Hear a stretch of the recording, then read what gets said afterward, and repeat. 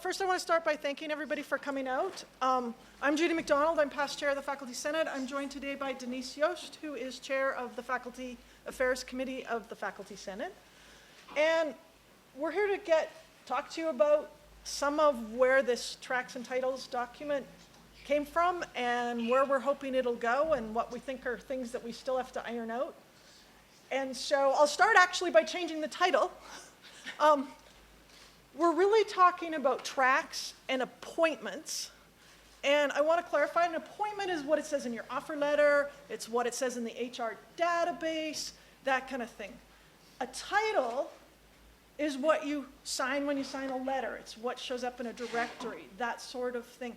And so I think one of the things that may appease some of what we've heard recently is that your title and your appointment don't have to be the same.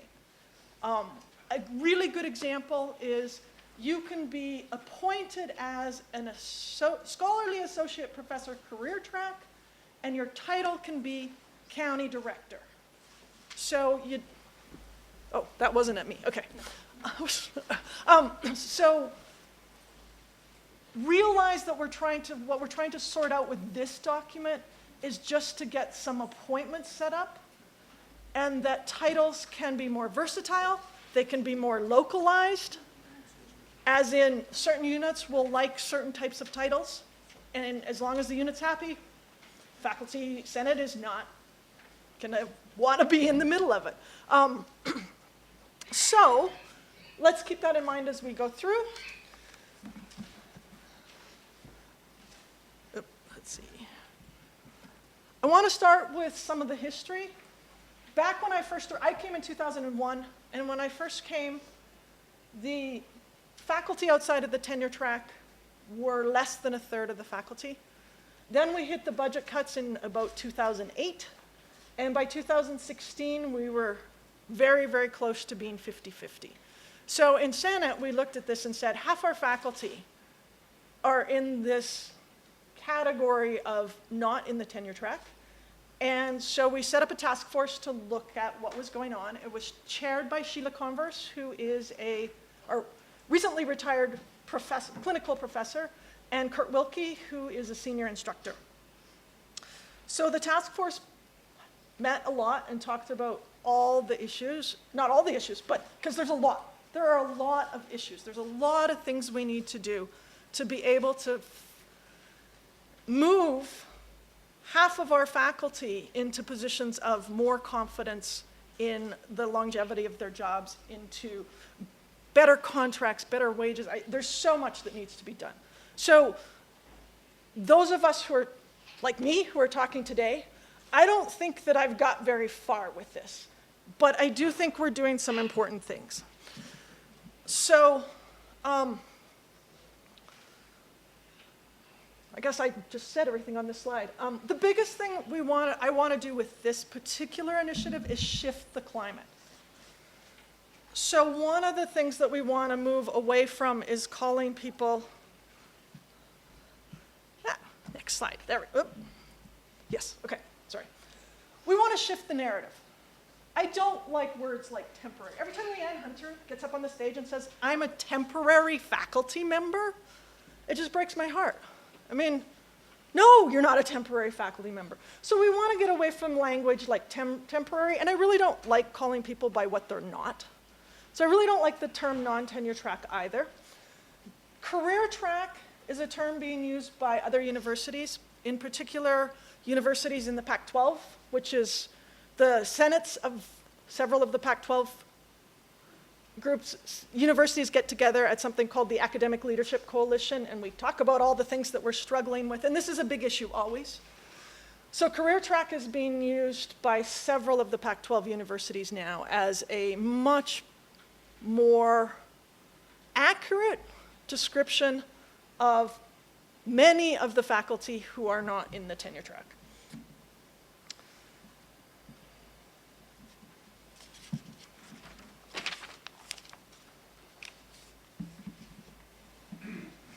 I think the change is huge. You know, if I have to go into the new provost and say, we need better faculty development for the temporary faculty,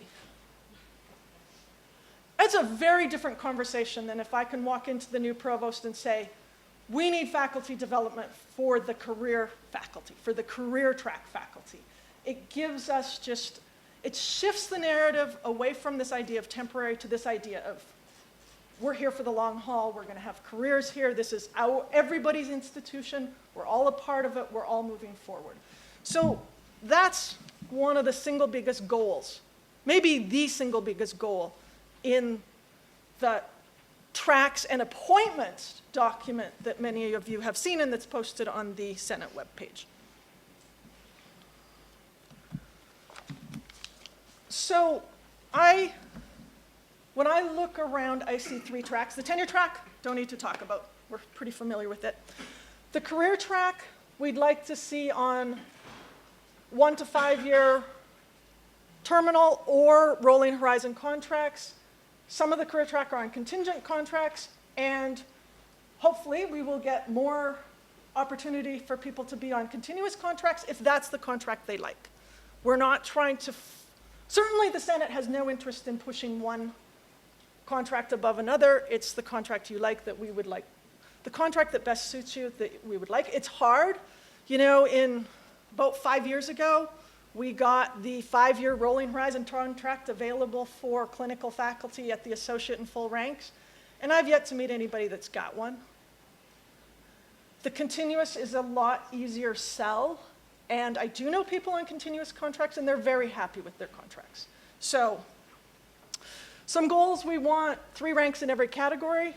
So we want our awesome frontline teaching faculty to be able to have 2 promotions, not just instructor to senior instructor, but 1 more, so that there's 3 ranks, and you can have a 10% raise twice, because we all know that's the only way that you get a raise at WSU, at least for the most part. We want the promotion criteria to be much clearer. I think there's a lot of talk about promotion criteria for tenure track. We want promotion criteria for all of our faculty that are here for their careers. The voice and governance is a big one that we want to see move towards, moved. I think about the people, I'm in the math department. If I think about the Eric Ramaleys and the Jeanette Martins and the people that come in and day out and teach literally hundreds of students a semester, absolutely, they should be one of the strongest voices when we talk about freshman, sophomore curriculum and when we talk about what policies should be and that sort of thing. So we want to see the career track very much involved in what's going on in the university. Otherwise, we're not hearing from half of our people. And that doesn't make much sense. We also want to see better support for career development. And I don't know what that looks like yet, because it's something that we got to negotiate with the new provost. We'll have to negotiate with deans, chairs, what they think is appropriate for their area and how people apply for it and that sort of thing. But it's certainly the direction we want to go. We also have people that come as visiting faculty. Sometimes we hire our graduate students that are going to stick around for a year or 2 because they haven't got a better job. Not the people that come in and teach 1 or 2 classes and that's all they do at the university. So not the same investment in the university that the career track is. So because they're short term, we're not trying to build in promotion into that category. We're not expecting a big voice in governance, because again, if you're not here for the long haul, then I think your voice isn't as important as people who have committed to being here a long time.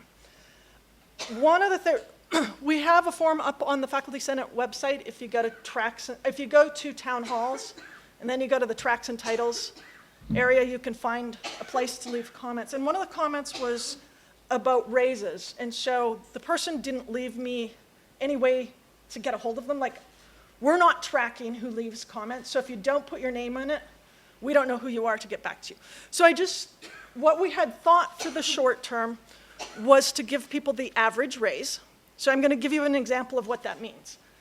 Let's suppose in fantasy world, so the numbers work out okay, that we get a 6% raise. Okay, so fantasy world, yep, emphasize on fantasy here. Okay, so 30% of that will go to everybody. So everybody gets a 2% raise. Then the remaining 70% gets divided up on merit and all kinds of other things. So what happened the last time we got bigger than a 1% raise was everybody got the minimum, which meant that the short-term faculty got the minimum. And the minimum in this example is 2%. The average is 6%. So the average is a lot better than the minimum. And that's why we were moving towards the short-term faculty having the minimum. And one of the things we see with short-term faculty is a lot of times you're getting paid the same. You're hired to teach a summer course, everybody gets $3,000 for teaching a summer course. So it's a little bit harder to build merit into a short-term situation. Whereas with the career track, absolutely, we want to see the career track, raises for the career track, treated in the same manner as raises for the tenure track. Does that make sense? And we can come back to it later if you want me to go over it again. But when I saw that the short-term faculty were getting the minimum as opposed to the average, that's why we are moving towards putting the short-term faculty into the average category. Because 2% versus 6%, pretty big. You mean career track? No, career track should be eligible for everything from the minimum to incredible merit increases because they're awesome. So the career track should have the same formula as the tenure track, but the short term, in my mind, should get the average rather than what's happened in the recent past where they're getting the minimum. Well, maybe it's more distant past, it's been a while. A couple things that we were challenged with, not challenged with, but asked to, that's one slide too fast, there we go. We had a request from the health sciences to transition away from calling people who don't have clinics clinical. So that's their request. So we're trying to honor that. When I talked to other academic leaders in the Pac-12, what I heard was pretty much they're pretty loyal to clinical, meaning you've got a clinic, that you're in the healthcare industry somewhere.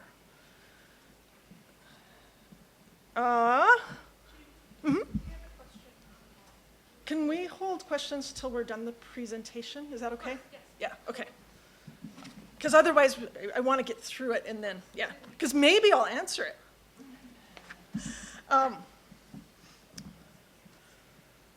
So when I've asked around, one of the things that's different at WSU than a lot of places is we do have more designations for people, and I'm just going to skip ahead 2 slides so that what I'm saying makes more sense.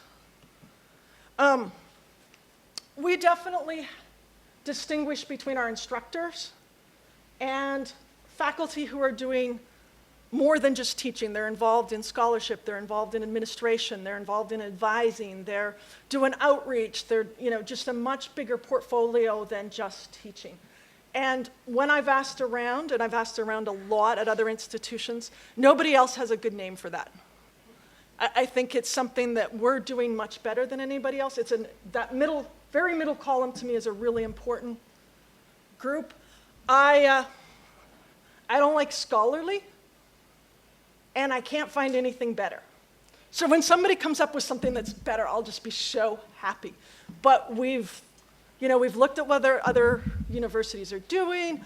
I've asked, people that know me know I've been asking this question for like 4 years. What's a better term than clinical?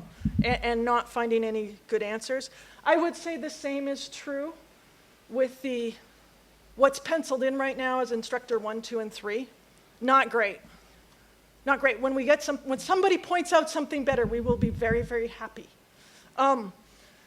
So, I skipped a slide. It's the scary slide. The contentious issue right now is if we put professor in the title, particularly when we have departments that are moving to areas where you'll be able to just say, I'm an associate professor. You don't have to say career track, you don't have to say scholarly, you don't have to say clinical. There are units that really want to move in that direction, to take off the modifiers. So, does professor imply terminal degree or alternative credentials? Does it imply that there's an expectation of more than just teaching. And I'll tell you some of what I know about the yeses and nos, because this is the one that's tough. So in the no category, we already have more than 40 faculty in the clinical without clinics role that don't have terminal degrees.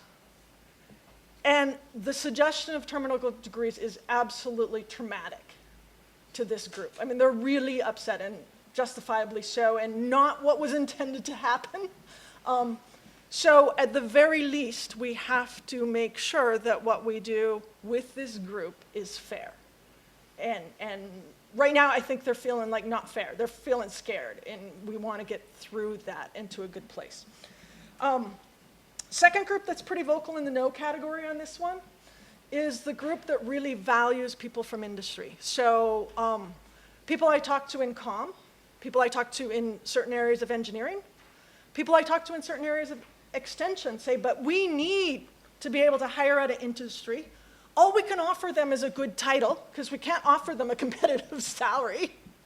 So this is really important to us, that we can offer a, associate professor career track to somebody we're trying to hire out of an industry setting. There's another one in the no category is we need to be respectful for people that are working really hard for us. And a respectful title is part of that. On the yes side, so I feel very caught in the middle on this one. I don't know. The yes side, when we sign a letter with something with professor in the title, it implies that you've at least done research and you've got the terminal degree. And so when we as an R1 institution send letters out for graduate school and that sort of thing, if someone's signing it associate professor, what does that imply? So that's some of the yes category. On the yes side, we are in the business of awarding educational credentials. It looks a little concerning if we suddenly decide that if we come out and say we don't think educational credentials matter much. So it is our business. I think the last group that's really in favor of the yes category is the group that are in the clinical without clinics and starting to look an awful lot like the profile of a tenure track faculty member. They want to apply for grants. We have internal grants that we've started opening up to people in the clinical without clinic role and the clinical role. So we've got departments where if you're in a clinical without clinics role, you're automatically in the graduate program. So that group is much more in favor of we need to stay with yes because we want all these other things to be opened up to this group, and these things go with terminal degrees, scholarship, et cetera. I went to the Pac-12 at ALC, and I asked my fellow Senate leaders what they thought. And I got everything from, we would never hire someone without a terminal degree in the career track at our institution, to, yeah, we don't worry too much about it. We're excited to hire people from industry that bring new experience and new ideas to our institution. Probably the best answer was the person that looked at me and said, in academia, everything we do is based on peer evaluation. If the peer group says, yes, your credentials are adequate to do the job we're putting you into, then nobody else should be too worried about it. So if COM says, we're really happy hiring these people with masters because we know that this master's has a pretty high level of sophistication and the person in this role has industry experience we want in our classrooms, then that's great. And so I'm just going to say, where I come down is I really believe in alternative credentials,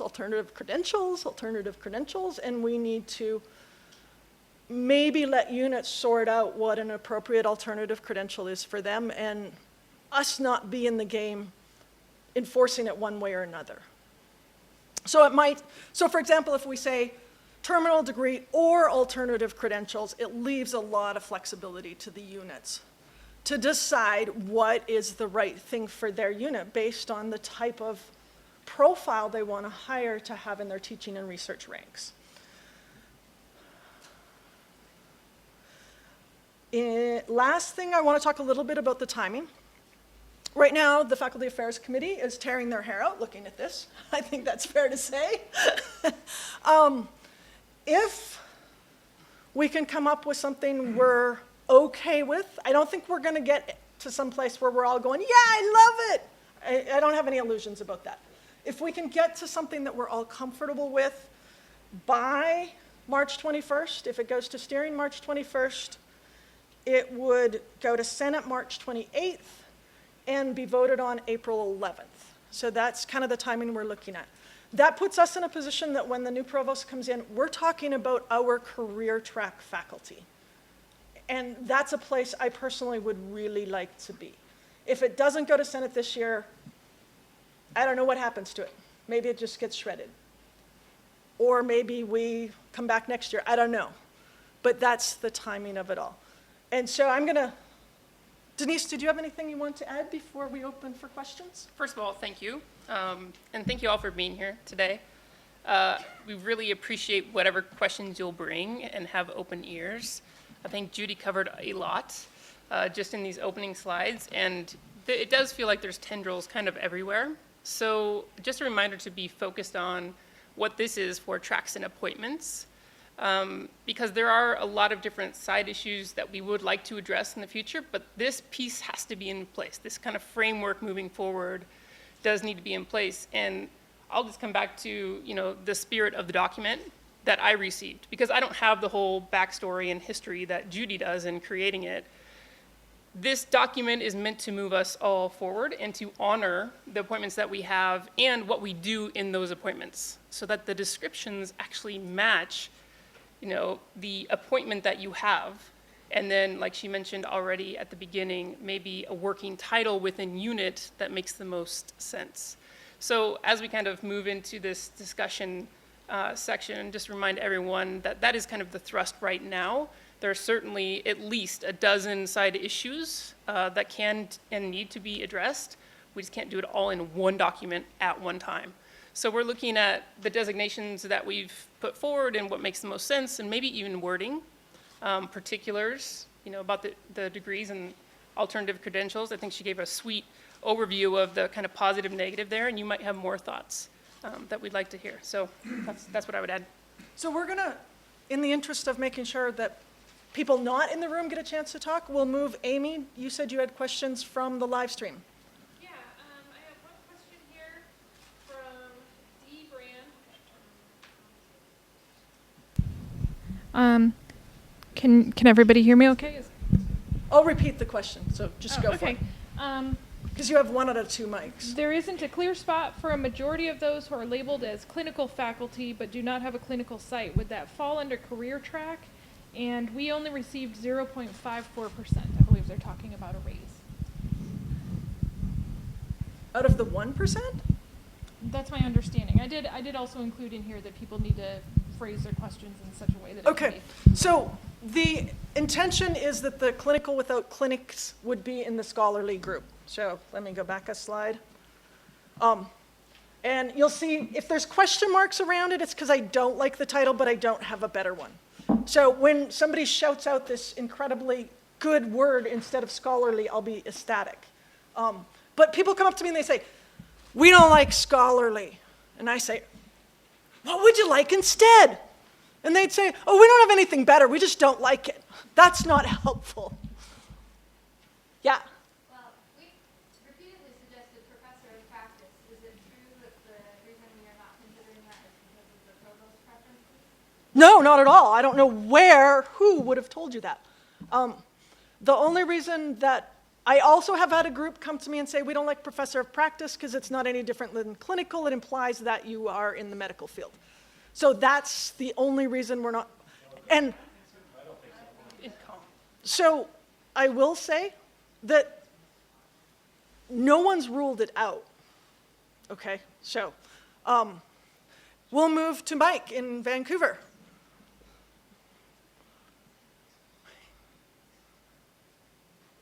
You have to unmute your mic somewhere.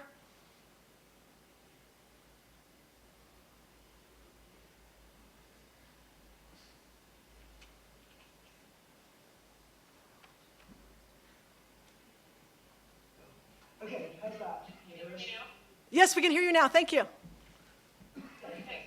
So my question is, why are we saying scholarly versus research? Why isn't research sufficient for all of the scholarship that we do? So people in the research track right now are people who have the bulk of their appointment is in research. A lot of time they're on soft money. It's a fairly narrow designation at this time, whereas my impression is that most of the clinical without clinics do a lot of things. In particular, they teach, they do some scholarship, they do outreach, they're involved in educational leadership. So it's a much more versatile position than a research assistant associate full professor type designation, which already exists. So there's nothing new in the categories. We have instructors, we have clinical people without clinics, which right now is in the question mark scholarly category. And we have people that are in a research track where their predominant responsibilities are research. Does that answer your question? I guess so. I think what I was confused at was not realizing that this grid is limited to the career track appointments. So you're looking for a term that is appropriate for people whose primary role is teaching, instructional. That's the instructor category. We're looking for the term for the people that do teaching and a lot more besides. Right. And in our unit in history, we have a lot of people who are considered clinical faculty right now, but the majority of their appointment is instruction, and they do have a research component. They're supposed to do scholarly productivity as well. So perhaps 80% of their appointment is in instruction, but they're not an instructor. They're considered clinical faculty. Right. That's the middle. That's what we're calling scholarly for right now. Yeah. Let's I move. understand what you're talking about, so if I'm kind of a good term for it. Okay. Can we move to Tri-Cities?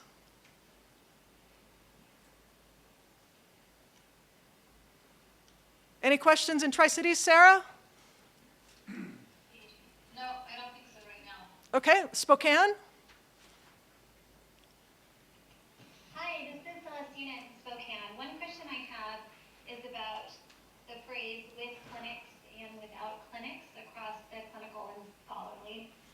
We have faculty here, many faculty, that work in clinics, but let's say for a year they're teaching a clinical course, like a truly clinical course, but just on our campus and not with a clinic.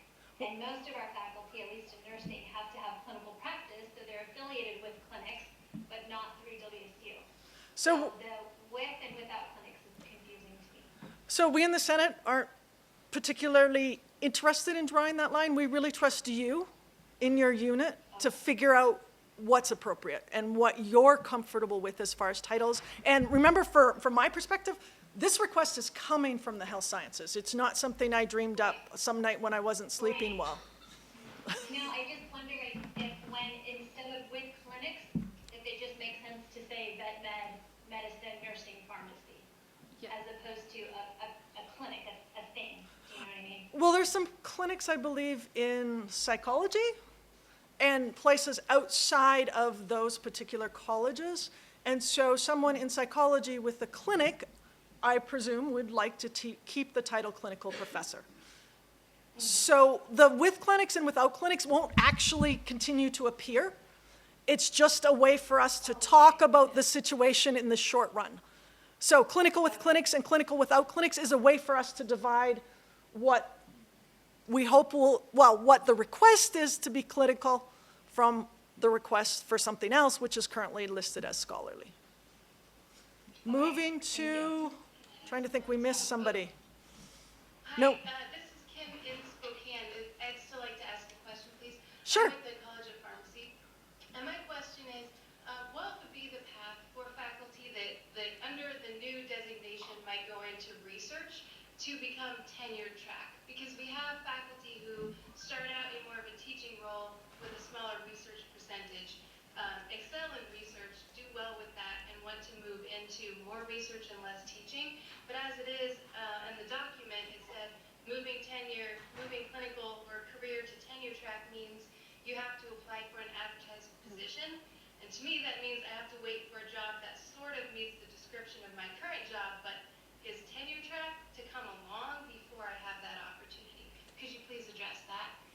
So you've articulated the situation correctly. I don't know that we have any old boys sneak you in through the back door into a tenure track position type situations. Everybody in the institution who wants to apply for a tenure track when it comes open is eligible to. It may be something that in time we are able to address. I don't think at this time it's part of this contract to have, or this particular discussion to facilitate moving people from the career track to the tenure track. So possibly in the future, not at this time part of this discussion. Thank you. This is Naomi in Spokane with the College of Nursing. One of the things when I'm listening to this, we talk about clinical there, and I don't know if it would help to call it practice, put the word practice in there instead, because clinical has so many different connotations everywhere, but if you're practicing, it can be, I don't know, I've always looked at it as a practice person with my clinical track position. I'm in one of those stuck in that first semester, that first one, because I don't have the PhD, I may have the 2 masters. And I always look at it, and it's morphed over time what my practice has been.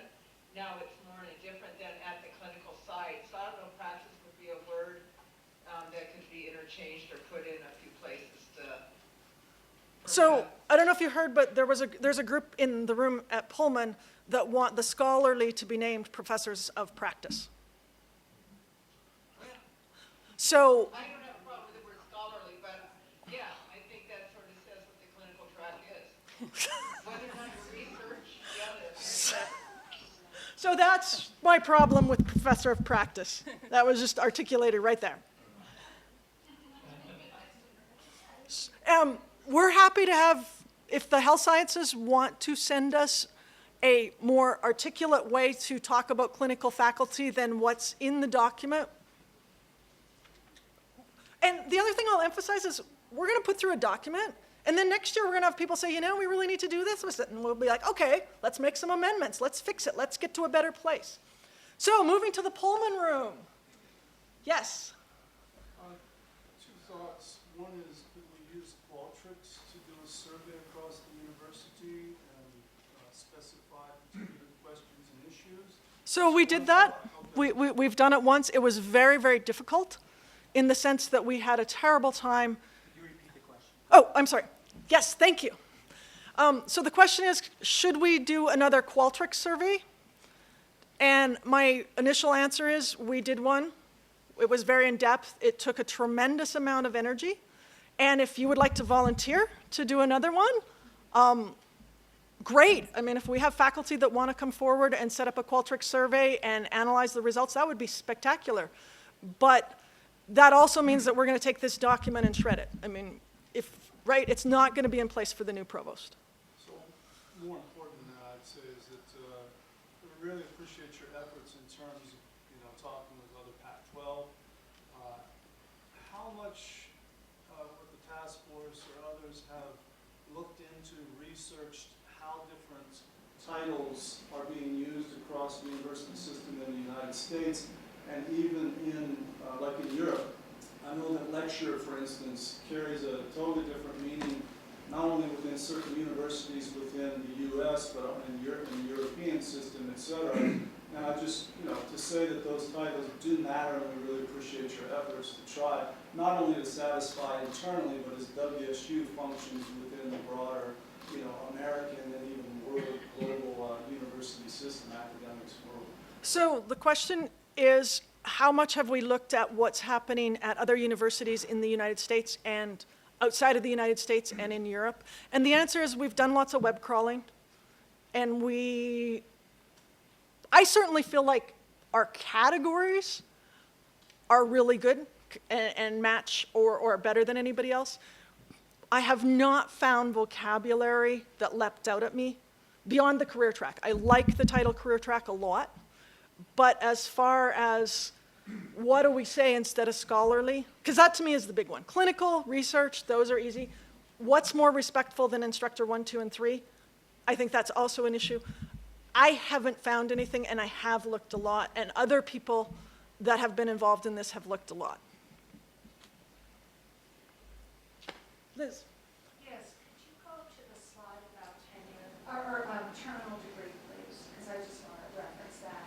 I had a couple of questions about this. I'm a clinical professor in English, and the word terminal degree, at least in my department, there are people with terminal degrees, but they're not necessarily teaching in the field they have terminal degrees in. Okay? And so that's a question I have. I mean, when you So- think about the alignment of the one's degree with you know what they're actually teaching. The other thing is we have terminal degrees where they're terminal for teaching. In other words, the degree has been defined by some major national organization as being the terminal degree for teaching. So the question, Just right so the question is, what do we mean when we say terminal degree?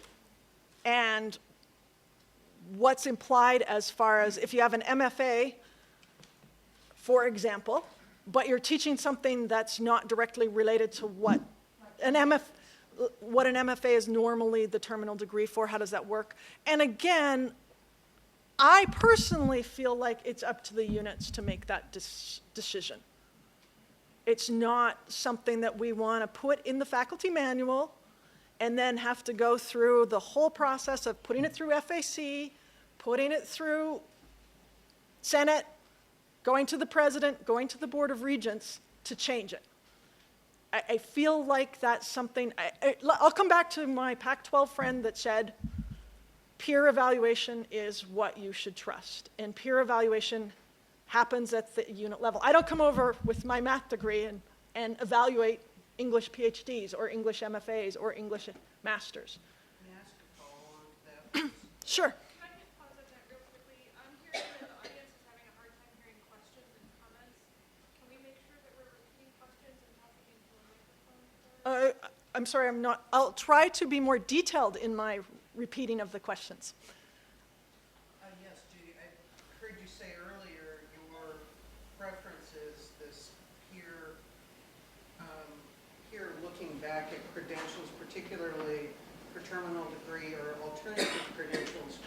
Yet in the draft consistently states that alternative credentials must be approved by the provost. How do you reconcile that with wanting to stay located within the peer group? So what I can say right now is, this last week we talked about that in FAC. So that is up for discussion right now, and nothing in that draft is written in stone yet, right? It's not actually going forward in that manner. And I can tell you that in FAC, some of those members are in the room, the discussion really was around the unit and having that alternative credential in place. There were several examples, for example, in engineering or comm, as Judy has mentioned. And so I would just say it's not written, I guess, in the way that it has to go to the provost. And a lot of must language is not likely to remain, because I think we do want flexibility, and that has been talked about in the committee for many purposes. So That would be less than flexible language as drafted. yeah. Right, and I really want to emphasize that under the language that's drafted is highlighted in bright yellow, this is up for discussion. Okay, we have to write down something in order to talk about it. So just for people that may have not heard the question was, in the draft, the language is fairly strong on the yes side for terminal degrees of this, and then under it we say it's a discussion item. As Denise said, it really genuinely is a discussion item. It's not that we took out our chisels and wrote that document. If it says it's up for discussion in the document, we genuinely believe it's something we need to discuss further to make a good decision. Does that help? It does, and forgive me, I didn't mean to interrupt Liz's question. Just seemed like a follow-up. Amy, do we have more online? We do, actually. So the first one says, do UCs refer to teaching appointments with some other responsibilities, like many of our clinical professors now, as assistant teaching professor? Has this option been considered instead of scholarly? I have another one for after. So the question coming from from our online group was, instead of scholarly, could we say teaching assistant, teaching associate, teaching professor? And when I've thrown that out, I've got people saying, I do a lot more than teach. I don't want that title. That's what I've heard back. And I know a couple other people that have helped me with this document floated that possibility to replace scholarly with teaching. And people just said, I do a lot more than that. I want it to be recognized. Back to No, I'm sorry, I have one more. Oh, excellent. Sorry, Amy. So there have been a few questions here about extension. One that a lot of people here are agreeing with is another issue we're facing at extension is that many of our faculty do not fall under any of the 3 tracks you list. We have non-tenure track, permanent faculty. Do you plan to expand career track to include more than just those with contracts? So, If you could rephrase the question. so there are faculty in extension who are on permanent contracts and, help me, And they don't fall into the categories. and they don't so- feel they fall into the categories that we have up there. So what I am aware of is the promotion track, and the promotion track people are on the continuous contract, and I've not heard any complaints with them about the continuous contract. They're actually it's because of them that we're trying to get this contract in the manual in an accurate way, and we had a little bit of trouble last year getting it in accurately. I would be happy to hear, I think, and Denise too, that if there's a group that feels like they're falling through the cracks, perhaps they could articulate that for us so that we can see, do we need more keywords in the scholarly track to fit them, for example? Is that the issue? So if it's a matter of adding 3 or 4 keywords to the scholarly track, then absolutely that seems like a good space. Denise, I'll let you jump in if you want. Yeah, I think the only clarifier I would say too is the languaging around permanent and continuous, and sometimes that can get confused. So whatever they're meaning by that, particularly to see if they need a different category. And just to clarify, the term permanent in the rest of the world outside of academia means that you have a job without a terminal date. So if you're at Shopko and there's no terminal date on your contract, you have a permanent job, even though Shopko, your manager can walk in tomorrow and say you're done. So the word permanent outside of academia means no terminal date. And I don't want to go there. I don't want to sidetrack this discussion into a different one, because there's so much around this issue alone. And as Denise says, we've got lots of things that we're looking at going, we need to fix this, we need to do more. Mike from Vancouver.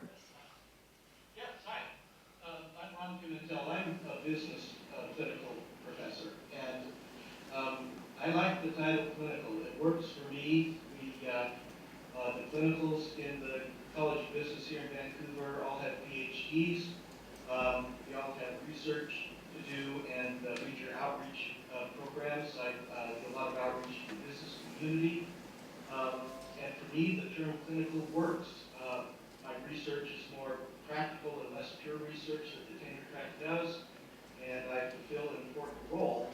And to me, the term clinical works better than anything else that you've been talking about. Now, you presented it as though health sciences wanted to take that title away from me because I don't have a clinic. I am very much involved in the practical aspects and so forth, and for me, the term works. I can just tell you what I've been told by the health sciences, and that's the request that has come from the deans to the provost to us. Okay, so health scientists are going to have a voice in this. So Do we have an answer? I just want to reiterate what several people said, what this gentleman said, just about the clinical issues. I don't know if that was broken. It seems to work for us in education.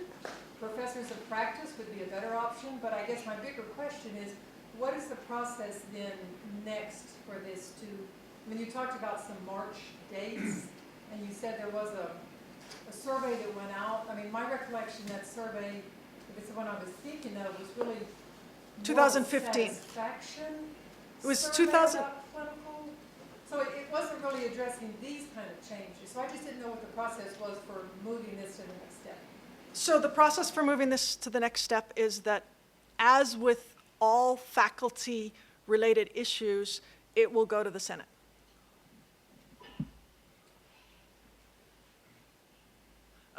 Tri-Cities? Oh, Spokane, yay, Celestina. Hi, I'm sorry, I just want to clarify, because I think this is really important. I serve on the health sciences, or the health sciences campus on the University Faculty Affairs Committee, and I have for about 3 or 4 years. Nowhere in the document, correct me if I'm wrong, Denise, but nowhere in the current document does it say with clinic or without clinics, right? That's something that's only Yeah, that's here correct. in this slide deck. So that, I don't think anybody across the university is going to be okay with that language, because I don't think it fits with anybody. I think the drive from the health sciences campus is what to do when we have a new college that has to employ 150 new clinical faculty, because that's what they're called at other major universities, and how does that align with what else is going on? And it seems like from Pullman, a big push is to clarify what a clinical role is. I don't think that anyone has I've not heard it from my campus of anyone having an issue with that.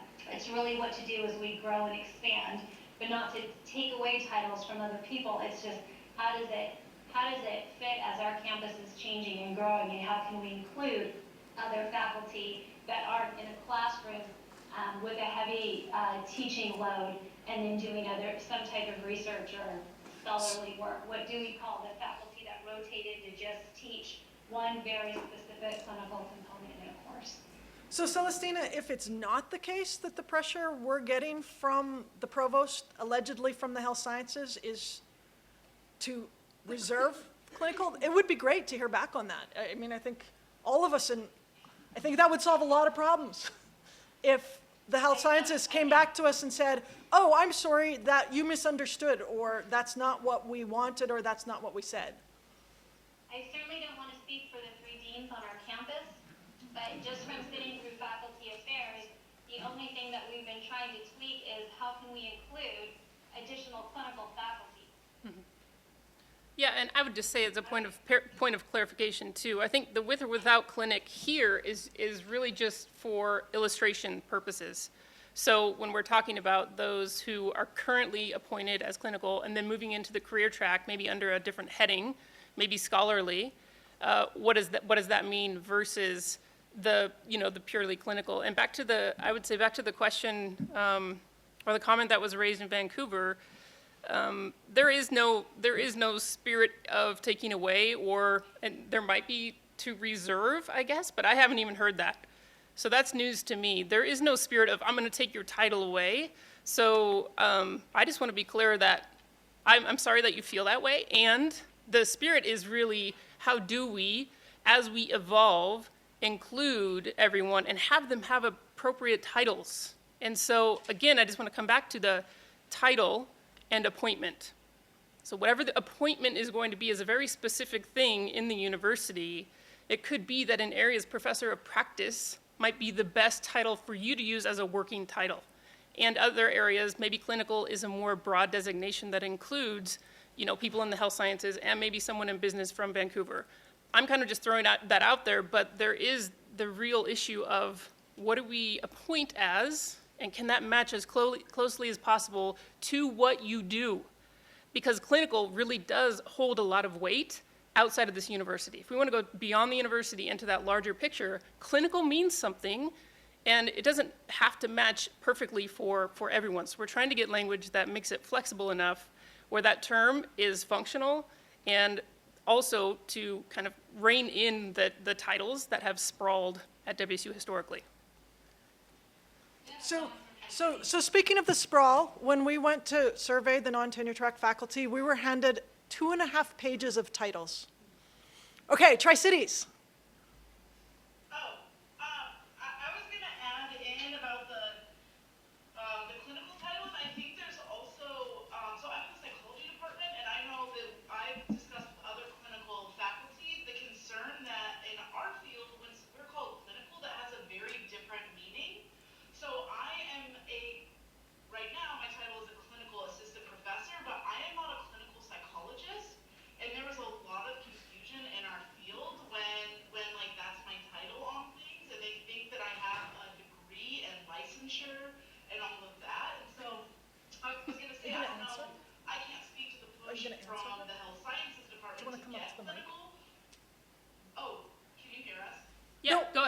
Go ahead, you're good. Side conversation. I do know that, like, for us, like, we're interested in something that captures us a little bit better and isn't so professionally confusing. Because what a clinical psychologist does is a very, very specific job. And when people think that I'm a clinical psychologist and I'm licensed and I do that, I think we would be heavily interested in having an alternative name. And then the other thing that we were talking about was the scholarly. I was wondering if you could explain a little bit why you don't like the term scholarly. We talked about a little bit about the robustness of it, or whoever, about how that doesn't capture. Because I mean, I really like it. I feel that that fits a lot of what psychologists do, or not psychologists, excuse me. Currently, the clinical faculty do, even if it's not research per se, they're contributing to the scholarly development of students, of other faculty, of leadership. So I'm going to introduce Steve Hines. He's one of the people that has volunteered a lot of his time to work on sorting all of this out. Steve's from Vet Med, and he's going to talk some more about the clinical.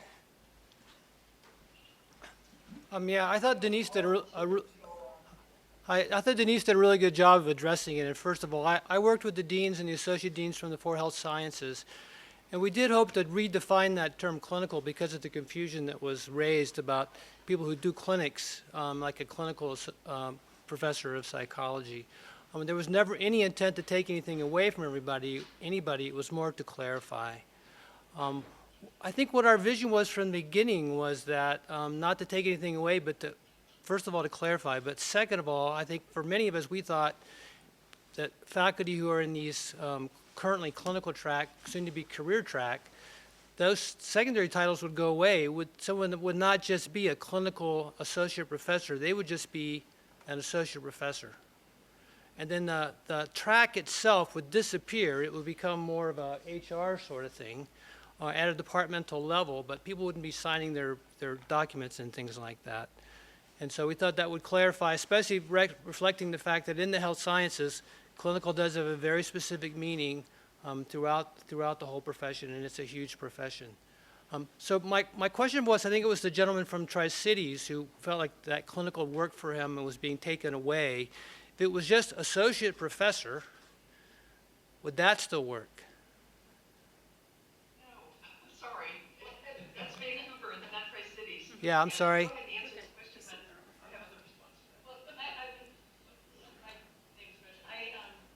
in the sciences, so having had the title of clinical assistant associate and full professor, I would prefer to view this as not looking for health sciences to adopt clinical, but instead, and to restrict, I know you already been saying that clinical would automatically mean health sciences, but that in fact the clinical word, I think also does not it's a difficult word to explain to people outside of WSU when you aren't, when you're a biologist.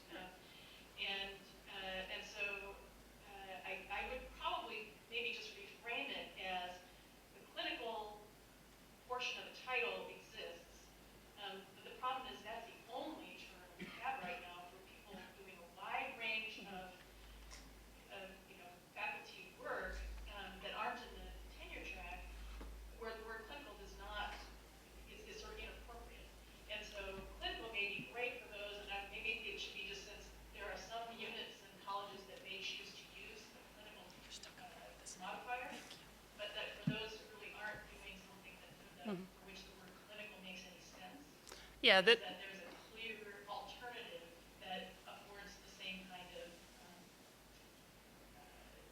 needs, if you will. Maybe just not having a term at all. We just call it associate professor, but everybody understands. I mean, there will be some that will feel like associate professor is supposed to mean tenure. So one of the things that one of the running titles that other schools are using is you just say, I'm an associate professor career track.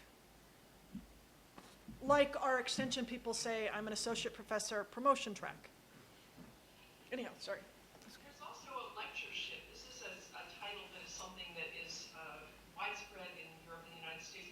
There's actually a working document by a bunch of Midwestern universities from University of Chicago through Illinois, et cetera. And they're dealing with exactly the same thing and collecting all